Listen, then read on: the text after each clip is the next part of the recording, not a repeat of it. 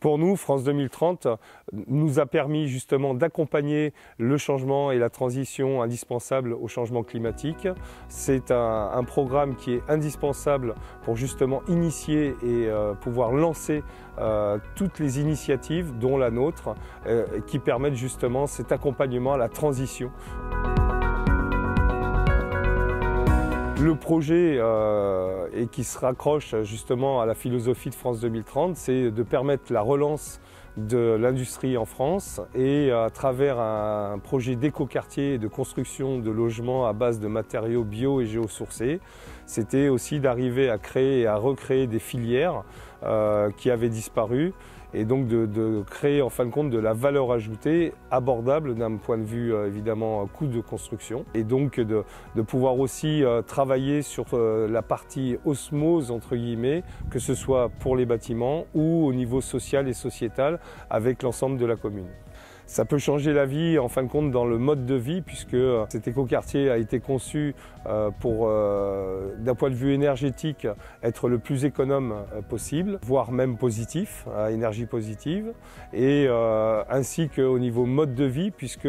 nous allons mixer autant de l'habitat pour des personnes âgées que de l'habitat social ou de la vente libre traditionnelle, le tout donc osmosé au sein de cet écoquartier, situé au sein même déjà d'un quartier qui comporte de nombreux équipements publics, que ce soit école, ainsi que tout ce qui est commerce, profession médicale, etc. Donc ce projet relance plusieurs filières. D'abord une filière de bois constructif avec le pin maritime qui historiquement avait été planté pour permettre l'étayage des galeries de mines de charbon à l'époque, à la grande époque du charbon dans les Cévennes. D'autres filières sont aussi prévues. Une filière paille de riz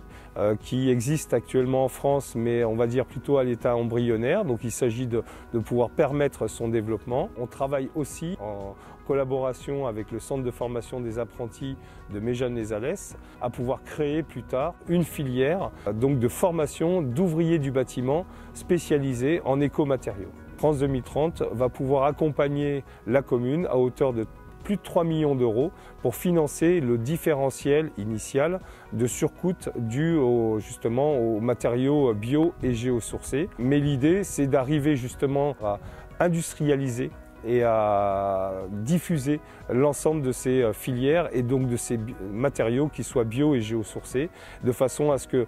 plus tard, cette différence qui grosso modo fait à peu près 10-15% de surcoût, dans l'avenir s'efface et deviennent, on va dire, autant abordables que des matériaux utilisés aujourd'hui classiquement.